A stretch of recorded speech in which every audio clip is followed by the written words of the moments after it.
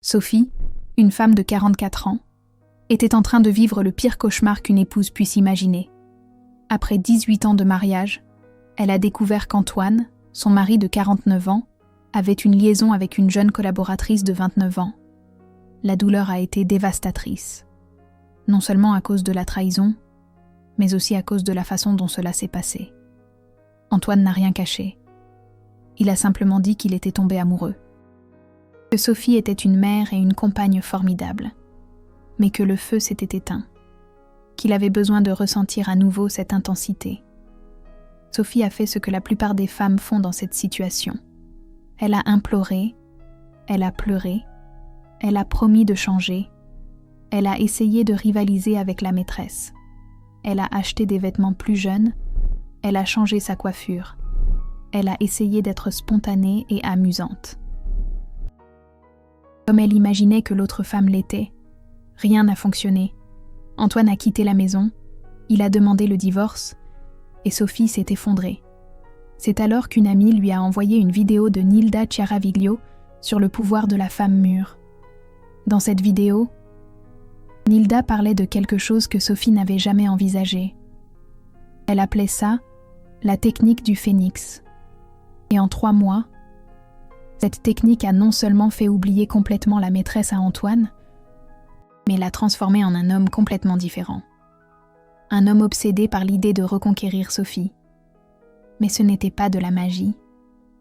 C'était de la psychologie pure. Et aujourd'hui, vous allez découvrir exactement ce que Sophie a fait. Si vous traversez une situation similaire, ou si vous l'avez déjà vécue, vous connaissez exactement la douleur que Sophie a ressentie à ce moment-là. La douleur de se regarder dans le miroir et de sentir qu'on n'est plus suffisante. La sensation que les rides qui témoignent de vos sourires, les expériences qui ont façonné qui vous êtes, sont soudainement devenues des défauts. Comme si votre maturité, votre sagesse, votre profondeur étaient moins précieuses que la superficialité de la jeunesse. C'est la douleur de réaliser que vous avez consacré des années à prendre soin, à construire, à soutenir émotionnellement un homme, pour ensuite le voir courir après quelqu'un qui n'a rien fait d'autre que d'apparaître. Et le pire, ce n'est même pas la trahison en elle-même, c'est la peur secrète qui vient après. La peur qu'il ait peut-être raison, que vous ayez réellement perdu quelque chose que vous ne pouvez pas récupérer, que la compétition avec des femmes plus jeunes soit une bataille que vous ne pouvez pas gagner. Mais Nilda Chiaraviglio a découvert quelque chose qui change complètement la donne. Elle a découvert que lorsqu'un homme mûr échange une femme mûre contre une plus jeune, il ne recherche pas la jeunesse. Il fuit quelque chose. Et lorsque la femme mûre comprend exactement ce qu'il fuit et utilise cela à son avantage, la dynamique s'inverse complètement. Ce que Sophie a fait, ce n'était pas rivaliser avec la maîtresse. C'était quelque chose de beaucoup plus puissant. Elle a activé un instinct psychologique dans le cerveau d'Antoine, auquel il est impossible de résister. Un instinct qui est programmé chez les hommes depuis des milliers d'années, et en 90 jours, Antoine a non seulement quitté la maîtresse, il a imploré Sophie de revenir. Et quand Sophie a finalement accepté, elle n'était plus la même femme. Et il le savait. Il l'a senti. Et cela l'a rendu absolument désespéré de prouver qu'il méritait une seconde chance. Quand Antoine a quitté la maison, Sophie a passé 3 jours entiers à pleurer. Elle ne pouvait pas manger. Elle ne pouvait pas dormir.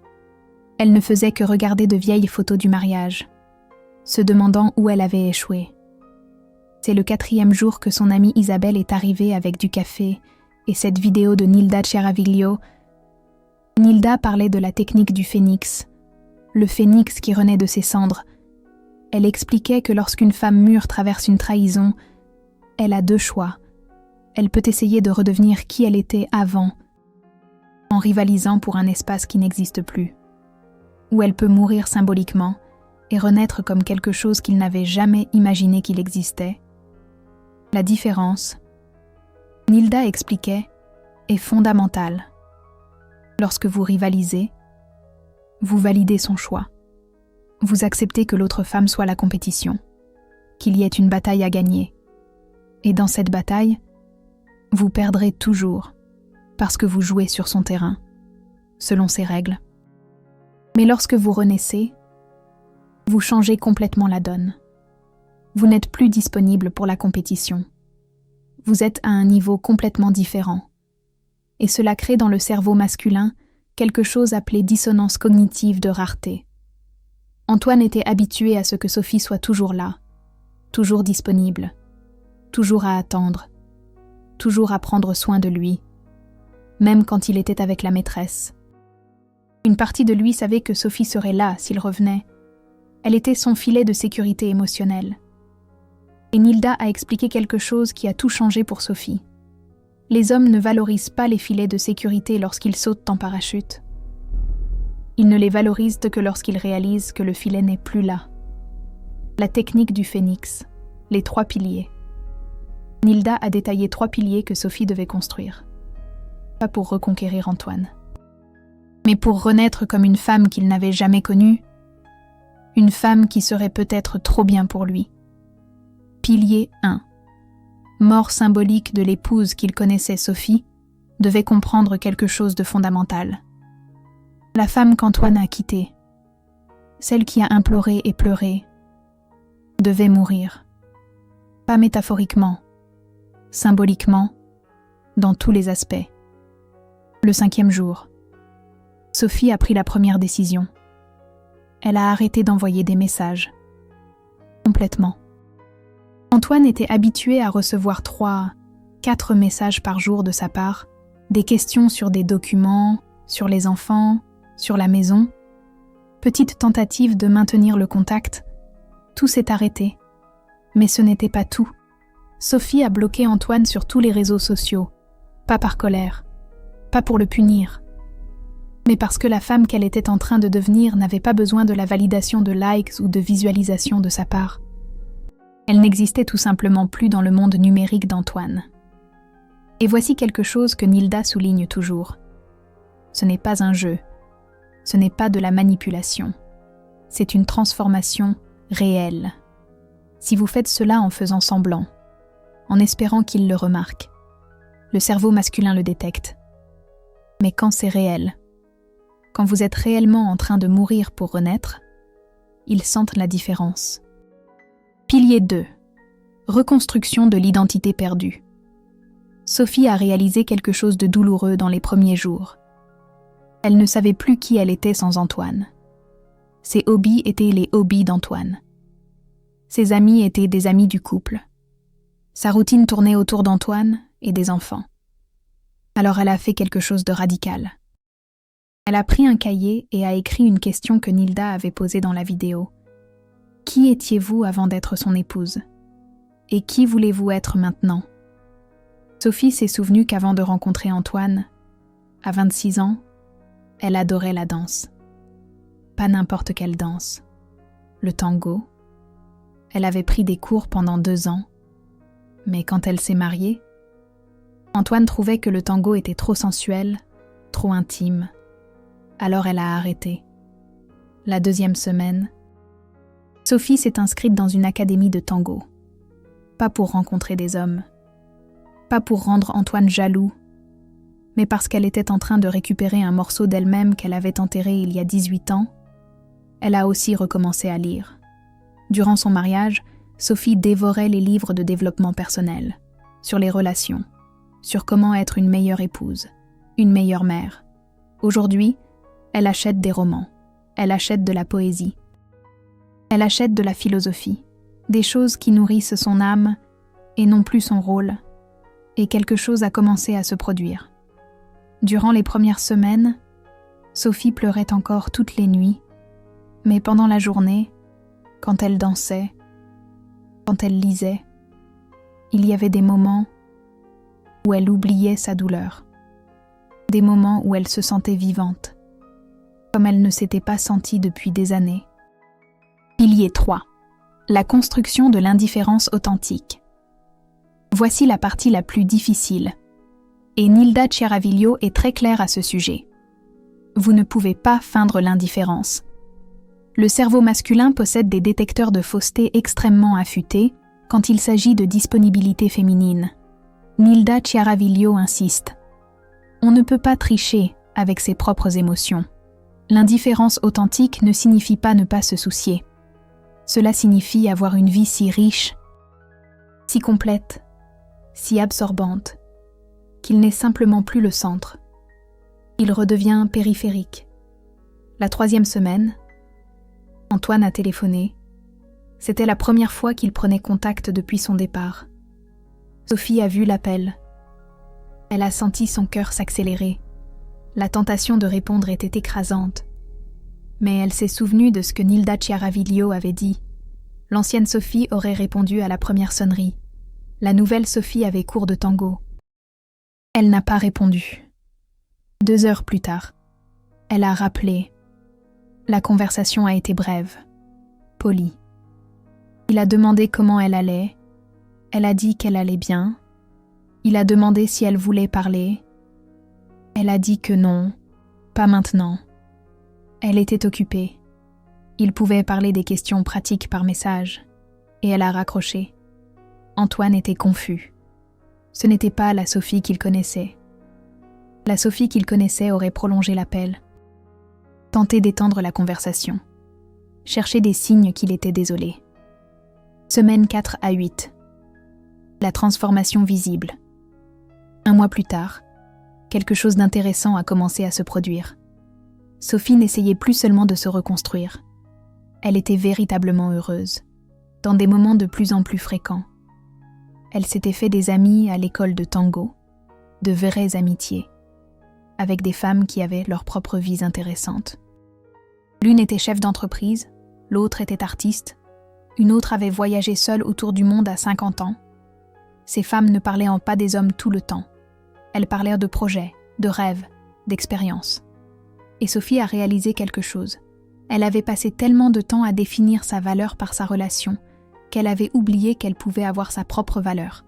À la 6e semaine, Sophie a fait quelque chose qui l'a surprise elle-même.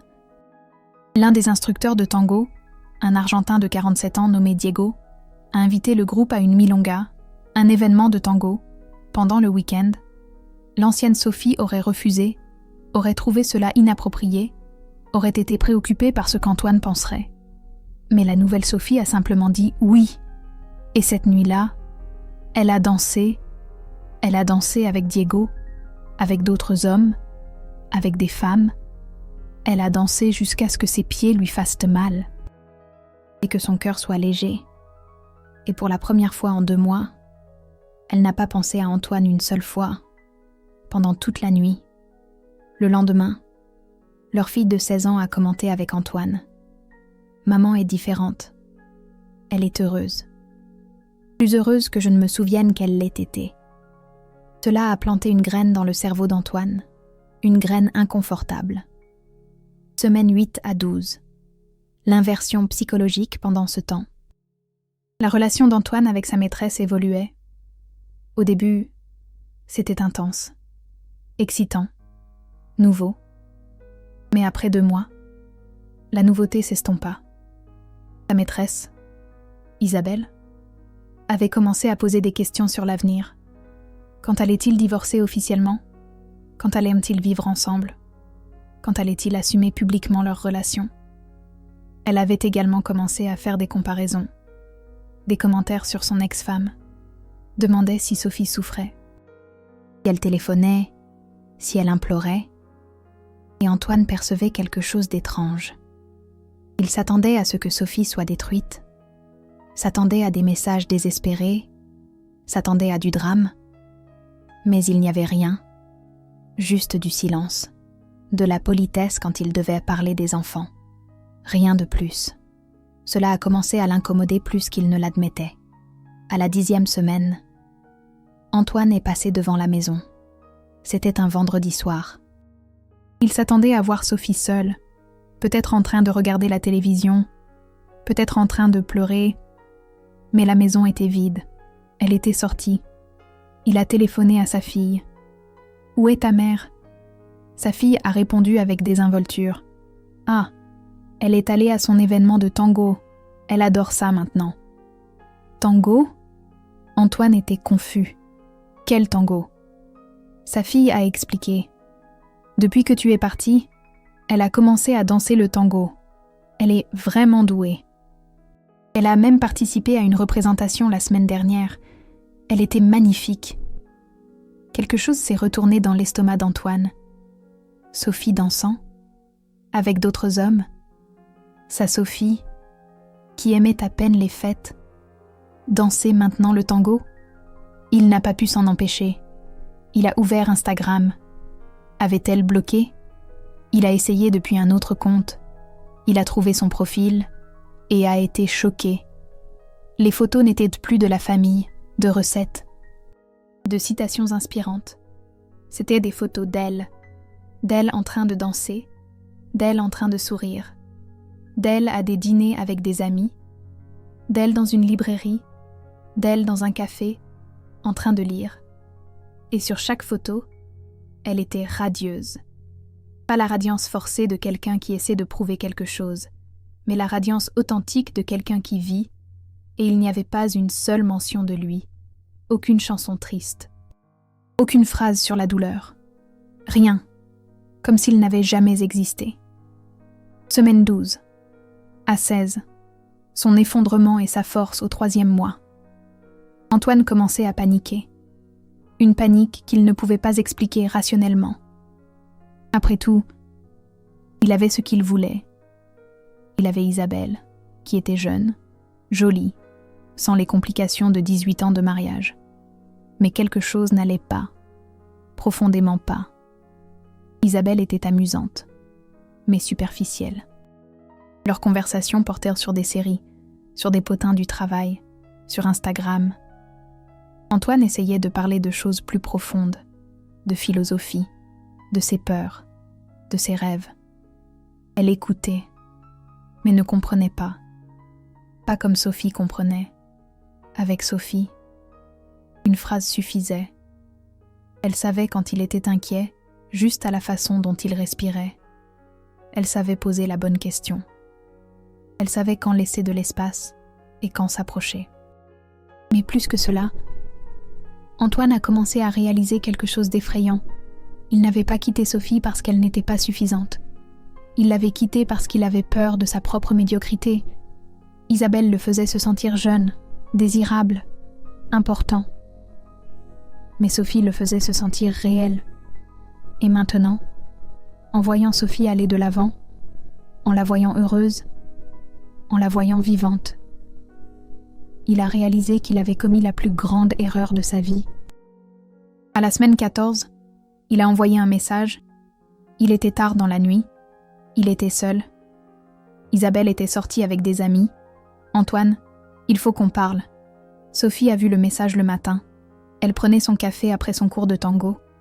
Elle a répondu simplement. « De quoi ?»« Antoine. »« De nous. » « Sophie.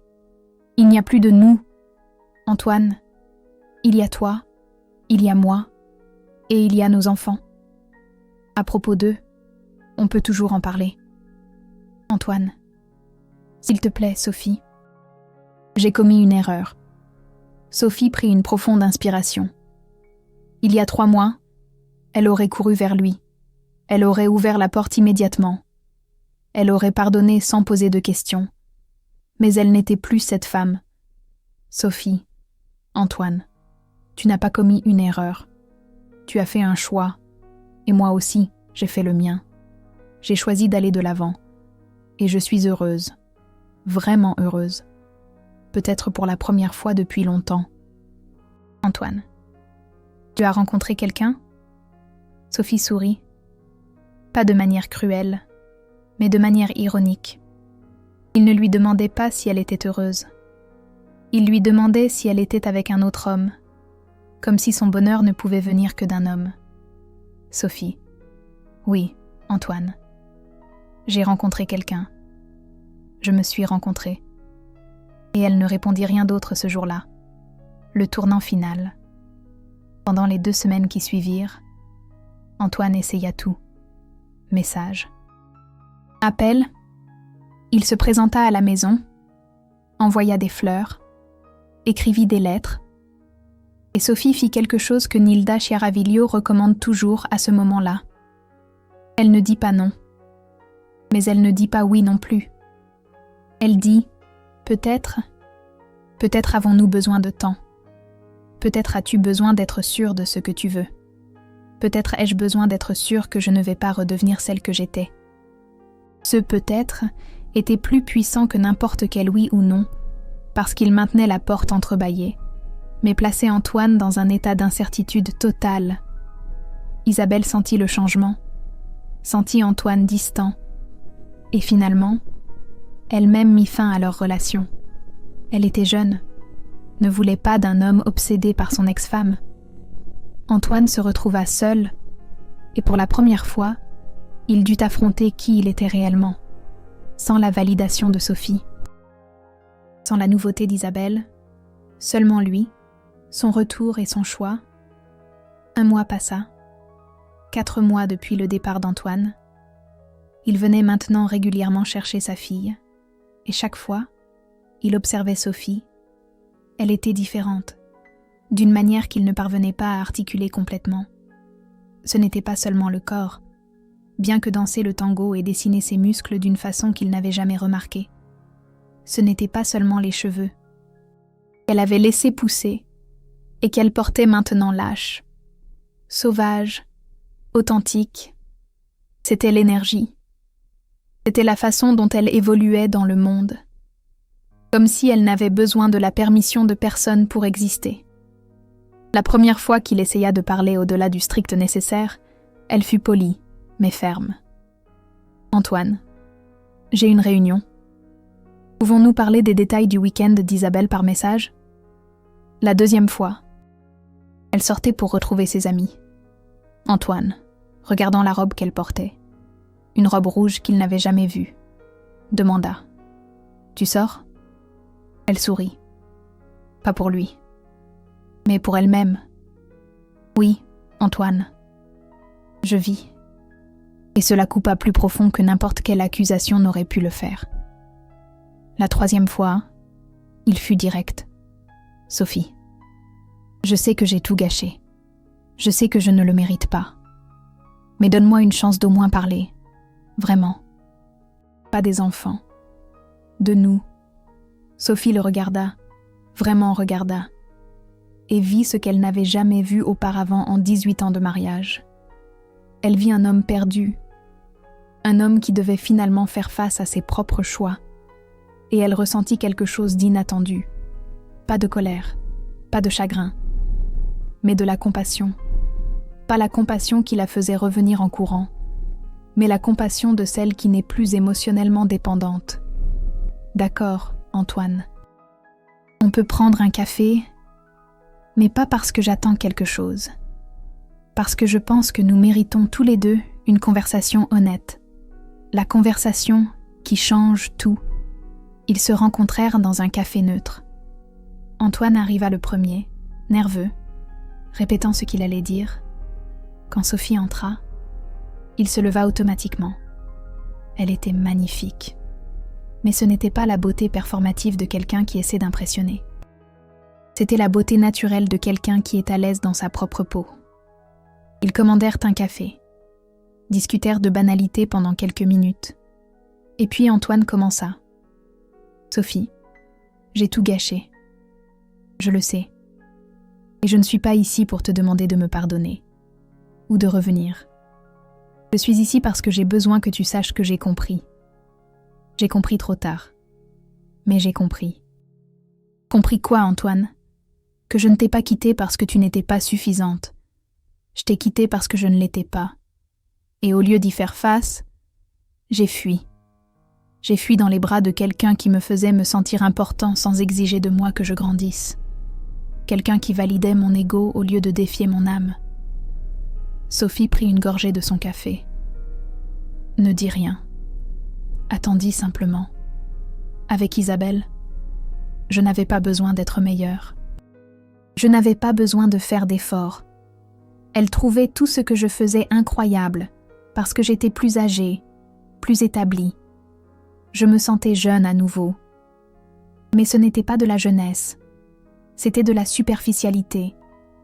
Et quand la nouveauté est passée, J'ai réalisé que j'étais plus vide que jamais. Et tu penses que je vais te remplir ? Antoine ? demanda Sophie, sans accusation. Juste une curiosité sincère. Non. Antoine prit une profonde inspiration. C'est ça que j'ai compris. Je m'attendais à ce que tu sois détruite. Je m'attendais à ce que tu aies besoin de moi autant que je pensais avoir besoin de toi. Mais quand je t'ai vue reconstruire ta vie, quand je t'ai vue heureuse sans moi, j'ai réalisé quelque chose. Tu n'as jamais eu besoin de moi pour être complète. Tu l'avais juste oublié. Sophie sentit des larmes se former. Pas de tristesse, mais de validation, de reconnaissance. Et maintenant, Antoine, que veux-tu ? Antoine la regarda, une honnêteté complète dans les yeux. Je veux te connaître. Cette nouvelle Sophie, pas la femme que je tenais pour acquise, mais la femme que tu es devenue. Et je veux avoir la chance de devenir un homme qui mérite d'être à ses côtés, pas comme un propriétaire, pas comme un centre, mais comme un partenaire, tournant psychologique, le pouvoir du peut-être. C'est ici que la plupart des femmes se trompent. La tentation de dire oui immédiatement est énorme, ou de dire non par orgueil blessé. Mais Nilda Chiaraviglio enseigne quelque chose de fondamental. Le pouvoir est dans le peut-être, dans le temps, dans l'observation. Sophie regarda Antoine et dit quelque chose qui changea complètement la dynamique de pouvoir. Antoine, j'apprécie ton honnêteté. Vraiment. Mais je ne suis plus non plus la femme qui prend des décisions basées sur la peur ou le manque. S'il y a une possibilité pour nous, ce n'est pas parce que tu as réalisé ma valeur après m'avoir perdue, c'est parce que nous sommes tous les deux devenus de meilleures personnes. Et cela prend du temps. Cela demande du travail. Et il n'y a aucune garantie. Je comprends. Tu comprends, vraiment, parce que je ne vais pas abandonner ma vie, mes cours, mes amis, ma paix, pour m'intégrer dans l'espace que tu penses qu'il existe. S'il y a un nous, il doit être un nous qui honore qui je suis devenue, pas qui j'étais. Antoine acquiesça, lentement, avec une compréhension sincère. Et je dois savoir que ce n'est pas seulement de la nostalgie. Ce n'est pas seulement la peur de rester seule. Ce n'est pas seulement la réalisation que l'herbe du voisin n'était pas plus verte. Je dois savoir que tu as fait ton propre travail interne. Si vous avez l'impression que cette histoire pourrait être la vôtre, si vous reconnaissez la douleur de Sophie, ou si vous vous inspirez de la force qu'elle a trouvée, utilisez le Super Thanks. Chaque contribution aide à diffuser ce message d'autonomisation féminine, mature à davantage de femmes, qui ont besoin de comprendre que leur valeur ne diminue pas avec l'âge. Elle ne fait que s'approfondir. Et les hommes qui le voient vraiment valorisent cela plus que n'importe quelle jeunesse superficielle. Protocole pratique. La technique du phénix appliquée. Maintenant, vous devez vous demander « Comment puis-je appliquer cela dans ma vie ? Comment puis-je devenir la Sophie de cette histoire ?» Nilda Chiaraviglio a développé un protocole pratique basé sur les 3 piliers que nous avons vus dans l'histoire de Sophie. Ce n'est pas de la théorie, c'est de l'action. Étape 1. Mort symbolique. Semaine 1 à 2. Identifiez tous les comportements que vous maintenez. Par peur de le perdre, ou pour tenter de maintenir son intérêt. Les messages vérifiant où il est, les posts sur les réseaux sociaux qui lui sont adressés, les vêtements que vous portez en espérant son approbation, les conversations que vous forcez pour maintenir le contact. Arrêtez. Complètement. N'annoncez rien. N'expliquez rien. Arrêtez juste. Bloquez ou mettez en sourdine sur les réseaux sociaux, si nécessaire. Pas pour le punir, mais pour créer de l'espace, pour que vous renaissiez sans la pression d'être observé. Répondez seulement à l'essentiel. S'il y a des enfants, seulement au sujet des enfants. S'il y a des questions pratiques, seulement les questions pratiques, sans émotionnalité, sans tentative de connexion. Étape 2, rescue de l'identité. Semaine 2 à 6. Prenez un carnet, répondez à ces questions avec une honnêteté totale. Qui étais-je avant lui ? Quels étaient mes rêves, mes passions, mes hobbies? Qu'est-ce que j'ai abandonné pendant la relation? Pas des choses qu'il a demandé que j'abandonne, mais des choses que moi-même j'ai abandonnées pour rentrer dans le rôle d'épouse, de compagne. Si je pouvais faire n'importe quoi demain, sans peur du jugement, qu'est-ce que ce serait? Et alors, faites-le. Pas éventuellement. Maintenant. Si c'était la danse, inscrivez-vous. Si c'était l'art, achetez le matériel. Si c'était voyager, planifiez le premier voyage, reconstruisez votre cercle social, pas les amis du couple, mais vos amis, des femmes qui ont leur propre vie, leurs propres rêves, leur propre complétude. Étape 3. Construction de l'indifférence authentique, semaine 6 et après. C'est l'étape la plus puissante et la plus difficile. L'indifférence authentique. Ce n'est pas feindre de ne pas se soucier. C'est genuinement construire une vie si riche qu'il cesse d'être le centre gravitationnel. Chaque fois que vous prenez votre téléphone pour le vérifier, demandez-vous, est-ce que je fais ça parce que je suis genuinement curieuse ou parce que je suis à la recherche de validation? Chaque fois qu'il tente de vous contacter en dehors de l'essentiel, répondez avec gentillesse, mais avec brièveté. Ne soyez pas rude, ne soyez pas froide, mais soyez occupée. Soyez intéressante. Soyez quelqu'un qui a une vie qui se passe. Et observez. Observez sans attente. Voyez s'il fait le travail interne. Voyez s'il change de comportement. Voyez s'il vous traite différemment. Ou s'il sent seulement votre absence. Étape 4. Le test de la décision. Mois 3 et après. Après 3 mois à vivre ainsi, vous allez réaliser quelque chose. Où vous serez si complète que vous n'aurez plus besoin de lui. Où il aura changé genuinement. Et démontrer sa valeur de manière concrète. S'il revient, observez. Pas ce qu'il dit, mais ce qu'il fait. Les hommes prouvent l'amour avec des actions, pas des mots. Est-ce qu'il vous respecte? Est-ce qu'il respecte vos limites? Est-ce qu'il valorise qui vous êtes devenu? Ou veut-il que vous reveniez à qui vous étiez? Et alors, vous choisissez, pas par peur, pas par manque, mais par conscience. Casse additionnelle. D'autres femmes, même techniques. Laissez-moi vous raconter rapidement l'histoire de 2 autres femmes qui ont appliqué la technique du phénix. Thérèse, 51 ans, mariée depuis 26 ans. Son mari a eu une liaison avec sa secrétaire de 31 ans. Thérèse n'a pas imploré. Elle s'est inscrite à des cours de céramique, quelque chose qu'elle a toujours voulu faire. En 3 mois, elle vendait des pièces dans une galerie locale. Elle était vibrante. Le mari aperçut le changement, a terminé avec sa secrétaire. Mais Thérèse a réalisé qu'elle ne voulait plus de ce mariage. Elle a choisi de continuer seule. 2 ans plus tard, elle est dans une relation saine avec un artiste de 54 ans qui valorise son indépendance. Béatrice, 47 ans, divorcée, après que son mari l'ait quittée pour une femme plus jeune. Béatrice a appliqué le protocole. Elle a repris ses études, a fait un master, a commencé à voyager seule. L'ex-mari est éventuellement revenu, mais à ce moment-là, Béatrice avait 3 prétendants. Elle a choisi un ingénieur de 52 ans qui l'a traité comme une reine. L'ex-mari était choqué. Elle a juste souri et dit « Tu m'as libérée, merci ». La vérité que Nilda veut que vous compreniez, voici ce que Nilda souligne toujours. La technique du phénix, ce n'est pas pour reconquérir les hommes, c'est pour se reconquérir soi-même. Si dans le processus, il perçoit votre valeur et fait le travail pour vous mériter, tant mieux. Mais sinon, vous avez déjà renaissé. Vous êtes déjà le phénix. Et un phénix n'a pas besoin de validation, de celui qui l'a laissé dans les cendres.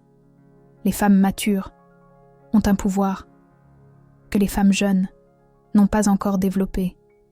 Ce n'est pas le pouvoir de la beauté physique, bien que beaucoup d'entre nous soient belles. c'est le pouvoir de la complétude, de l'expérience, de la sagesse émotionnelle, de la capacité d'aimer sans se perdre. Quand vous comprenez cela, quand vous vivez cela, les hommes matures sentent.